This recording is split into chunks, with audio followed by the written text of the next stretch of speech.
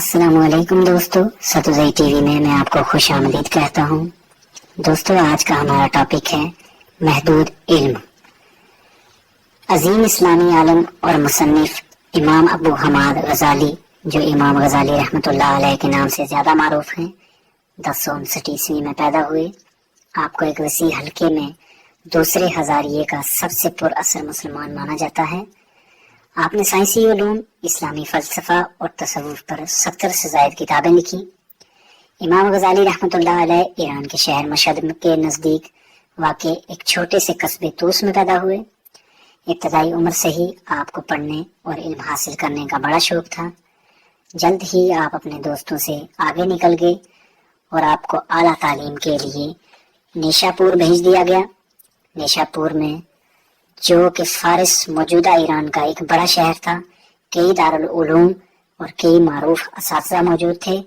یہاں بھی آپ نے جلد ہی ایک غیر معمولی ذہانت رکھنے والے طالب علم کے طور پر شہرت حاصل کی، اور آپ کی محنت مطالعے کی بدولت آپ کے اساتذہ آپ کو تعریف و تحسین سے نوازنے لگے۔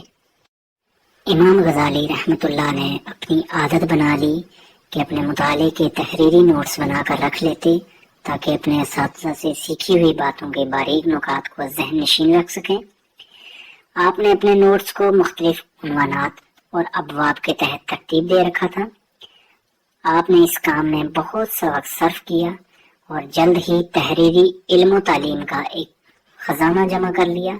آپ ان دستاویزات کو اپنی جان یا شاید اس سے بھی بڑھ کے عزیز رکھتے تھے۔ کئی سالوں تک علم حاصل کرنے کے بعد آپ نے اپنے گاؤں واپس جانے کا فیصلہ کیا۔ آپ نے اپنی تمام دستاویزات کو ایک گٹھڑی کی شکل میں باندھا اور ایک قافلے کے ہمراہ روانہ ہو گئے۔ ان ایام میں لوگ تحفظ اور رفاقت کی غرض سے قافلوں کی شکل میں سفر کیا کرتے تھے۔ قافلوں پر حملے ہونے اور ان کو لوٹ لیے جانے کا امکان کم ہوتا تھا، لیکن اگر اللہ نے آپ کی قسمت میں کوئی آفت لکھ دی ہے تو تعداد اور تیاری کتنی بھی ہو، آپ اس سے محفوظ نہیں رہ سکتے۔ چنانچہ یہی ہوا کہ راستے میں ڈاکوؤں کے گروہ نے قافلے پر حملہ کر دیا اور تمام لوگوں کو ان کے مال و متاع سے محروم کر دیا۔ ڈاکوؤں نے قافلے کے تمام ارکان کو قطار کی شکل میں کھڑا کر دیا۔ انہوں نے ہر ایک کی تلاشی لی اور جس کے پاس سے جو قیمتی چیز ملی وہ چھین لی۔ پھر امام غزالی رحمۃ اللہ علیہ کی باری آئی۔ انہوں نے آپ کی پوری طرح تلاشی لی، جو چاہا چھین دیا اور پھر دستاویزات کی بندھی ہوئی گٹھڑی پر ہاتھ ڈالا۔ جو چاہو لے جاؤ، مگر ازراہ کرم اس گٹھڑی کو ہاتھ نہ لگاؤ۔ غزالی رحمۃ اللہ علیہ نے التجا کی۔ ڈاکوؤں کو سمجھنا تھا کہ اس گٹھڑی میں، جسے حضرت امام غزالی رحمۃ اللہ علیہ بچانے کی کوشش کر رہے ہیں، اس میں کیا ہے، یا ان کو یہ شک تھا کہ اس میں کوئی قیمتی چیز ہے۔ اس میں ایسی کیا چیز ہے جسے بچانے کی تم اتنی خواہش رکھتے ہو؟ ڈاکوؤں نے حضرت امام غزالی رحمۃ اللہ علیہ سے سوال کیا۔ تمہارے لیے اس کی کوئی اہمیت نہیں، امام غزالی رحمۃ اللہ علیہ نے جواب دیا، مگر میرے لیے اس کی اہمیت سب سے بڑھ کے ہے۔ مہربانی کر کے اسے چھوڑ دو۔ یہ بات سن کر ڈاکوؤں کا اشتیاق اور بھی بڑھ گیا کہ دیکھیں اس گٹھڑی میں کیا چیز ہے۔ لہٰذا انہوں نے اس کی گانٹھ کھولی اور اسے پھیلا دیا۔ امام غزالی رحمۃ اللہ علیہ کے نوٹس کے تحریری صفحات ادھر ادھر بکھر گئے۔ گٹھڑی میں ان اوراق کے علاوہ اور کچھ نہ تھا، جو کہ یقیناً ڈاکوؤں کے لیے بے قیمت تھے۔ اس کے سردار نے پوچھا، یہ کیا چیزیں ہیں؟ ان کا کیا فائدہ؟ جیسا کہ میں نے آپ کو بتایا، تمہارے لیے ان کا کوئی فائدہ نہیں، حضرت امام غزالی رحمۃ اللہ علیہ نے ان ڈاکوؤں کو جواب دیا۔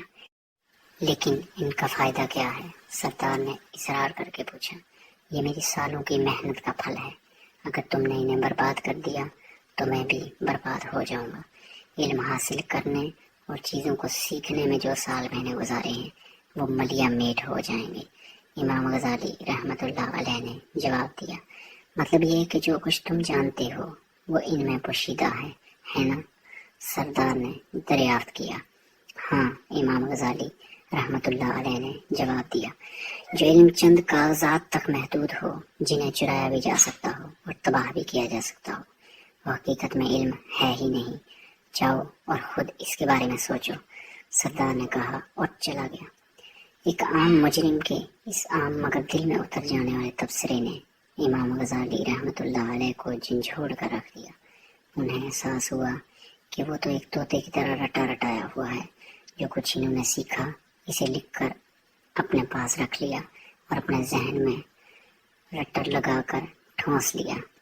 انہیں احساس ہوا کہ وہ جانتے بہت کچھ ہیں لیکن سوچتے بہت کم۔ وہ اس نتیجے پر پہنچے کہ اگر وہ ایک حقیقی طالب علم اور ایک اچھے عالم بننا چاہتے ہیں تو انہیں محض نقل کرنے اور رٹا لگانے سے بڑھ کر کچھ سیکھنا ہوگا۔ انہیں علم حقیقی معنوں میں جذب کرنا ہوگا۔ اس خیال نے ان کی زندگی ہمیشہ کے لیے بدل دی۔ انہوں نے اس انداز میں سنجیدگی سے تعلیم حاصل کرنے کا آغاز کیا جس انداز میں انہیں کرنا چاہیے تھا، اور اسلام کے عظیم ترین علماء میں سے ایک بن گئے۔ وہ ساری زندگی اس ڈاکو کے شکر گزار رہے اور اکثر اعتراف کیا کرتے تھے کہ وہ بہترین مشورہ اور سرزنش جس نے میری زندگی بدل کے رکھ دی مجھے ایک راہزن سے ملی۔ مزید ویڈیوز اور اپڈیٹس کے لیے ہمارا چینل سبسکرائب کیجیے اور بیل آئیکن کو دبانا مت بھولیے تاکہ ہر نئی آنے والی ویڈیو آپ تک بر وقت پہنچ پائے۔ شکریہ۔